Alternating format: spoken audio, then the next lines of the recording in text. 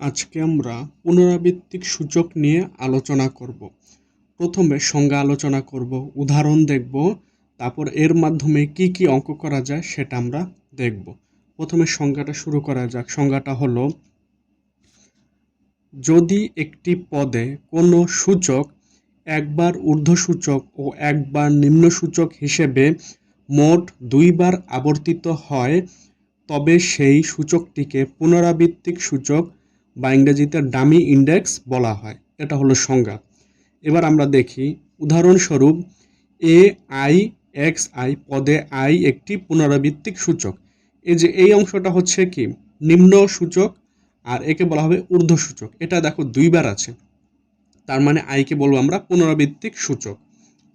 এবার এখানে যখন কোনো ঊর্ধ্বসূচক এবং নিম্নসূচক পরপর দুইবার থাকে, তাকে 1 1 2 2 এভাবে কি এন পর্যন্ত বিস্তৃত করা যায়।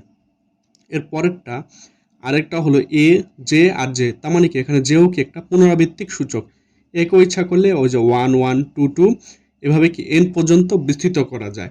তার মানে দুটি সমীকরণ প্রমাণ করে যে এই দুটা কি A I I A J J দুইটাই কি পরস্পর সমান বলতে পারি আমরা। তাহলে এখানে কি বলা যাচ্ছে যে দুইটাই কি পুনরাবৃত্তিক সূচক আই আর জে।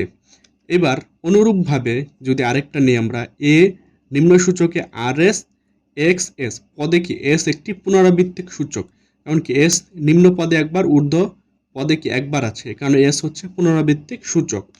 এবার যদি আরেকটা লিখি, এ আর এস আর এই এস এর জায়গায় যদি আমরা আরেকটা সূচক নিই এম এম, তাহলে এটাও কি একটা পুনরাবৃত্তিক সূচক। তাহলে এখানে আমরা দুইটা জিনিস পেলাম। তাহলে আমরা বলতে পারি কোনো পুনরাবৃত্তিক সূচকে রাশিটিতে ব্যবহার করা হয়নি অপর একটি পুনরাবৃত্তিক সূচক দ্বারা প্রতিস্থাপন করা যায়, এবং চূড়ান্ত ফলাফল পুনরাবৃত্তিক সূচকে ব্যবহৃত অক্ষরের উপর নির্ভরশীল। এখানে দেখো প্রথমে যে আই আই নিয়েছিলাম, তার মানে কি এখানে আই হচ্ছে পুনরাবৃত্তিক সূচক, একে আমরা কি যে দ্বারা প্রতিস্থাপন করেছি, তার মানে কি দুইটাই পরস্পর সমান বলা যায়। এখানে দেখো এস আর এস দুইটাই কি পুনরাবৃত্তিক সূচক, একে আমরা কি এম দ্বারা প্রতিস্থাপন করেছি এবং এটা কি পরস্পর সমান, তার মানে কি এটা অক্ষরের উপর নির্ভরশীল। এটা গেল। এবার আমরা আলোচনা করব মুক্ত সূচক নিয়ে। সংজ্ঞাটা হলো, পুনরাবৃত্ত নয় এমন সূচককে মুক্ত সূচক বা বাস্তব সূচক বা free index or real index বলা হয়। এখানে যদি আমরা দেখি উদাহরণস্বরূপ, আগের সমীকরণে কি ছিল, এ আর এস এক্স এস পদে আর একটি মুক্ত সূচক, কারণ কি আর এখানে কি একবার ব্যবহৃত হয়েছে, এ কারণে আর কে বলা হবে আমরা মুক্ত সূচক। এবার আমরা কিছু উদাহরণ দেখব যে কিভাবে অঙ্ক করা যায়। একটা প্রশ্ন দিল, বিস্তৃত করো এ এই যে নিম্ন সূচকে আই জে এক্স আই আর এখানে এক্স জে, একে বিস্তৃত করতে হবে। প্রথমে আমরা এটা তুলব। এখানে দেখো যেহেতু আই আর আই দুইবার আছে, তার মানে কি এটাকে পুনরাবৃত্তিক সূচক, আর এক ইচ্ছা করলে কি 1 1 2 2 এভাবে কি এন পর্যন্ত বিস্তৃত করা যায়। যেটাকে আমরা স্থির রাখলাম, আগে আয়ের কাজ করি, যে আয়ের বদলে এখানে 1 আই এখানে 1 এটা যা আছে তাই। আবার এটা কি 2 দ্বারা করলাম, এখানেও 2, কারণ কি আই আই এভাবে কি এন পর্যন্ত বিস্তৃত করলাম। এবার কি পরেরটা, এবার আমরা জে এর কাজ করব। জে এর বদলে এখানে 1 নিলাম, এখানে 1, কারণ কি এটা পুনরাবৃত্তিক সূচক, এ কারণে এখানেও একই কাজ করলাম, একে এন পর্যন্ত বিস্তৃত করলাম। এবার আমরা কি করলাম, এই যে এখানে x1 x1 দুইটাই কি দুইবার আছে, এখানে আমরা এটা একবার লিখে ফেললাম, এটা একবার এটা দুইবার, আর এখানে কি এন সংখ্যক বার দেওয়া আছে। তার মানে আমরা লিখব সাইড নোটে, যেখানে আই এবং জে হলো কি পুনরাবৃত্তিক সূচক, এটা আমরা আগেই ধরে নিয়েছি। তাহলে এখানে আমরা এটা লিখতে পারি A11 এক্স, এভাবে কি আমরা একে বিস্তৃত করেছি। এটাই হলো তার সমাধান। এবার পরের প্রশ্নটা দেখি, পরেরটা কি বলল, যে বিস্তৃত করো G L M G M M, এখানে সবগুলোই কি নিম্ন সূচকে আছে। তাহলে এখানে একটা জিনিস খেয়াল করো, এখানে এল আর এই যে এল পি একবার আছে আর এম এম দুইবার আছে। তাহলে আমরা প্রথমে এম এর কাজ করি, এম এর বদলে 1 2 এভাবে কি এন পর্যন্ত বিস্তৃত করলাম।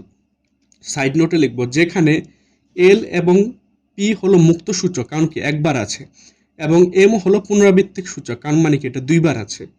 এবার তাহলে আমরা বলতে পারি এটা এই ফর্মেই থাকবে, আর কোনো পরিবর্তন হবে না। এবার আমরা পরেরটা দেখি, পরেরটা কি বলেছে, বিস্তৃত করো এ নিম্ন সূচকে I J x J.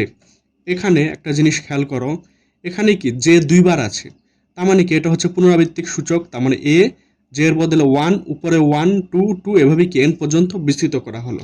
Side নোটে লিখবো যেখানে আই হলো মুক্ত সূচক, কারণ কি আই একবার আছে, আর জে হলো পুনরাবৃত্তিক সূচক, তার মানে কি যে দুইবার আছে।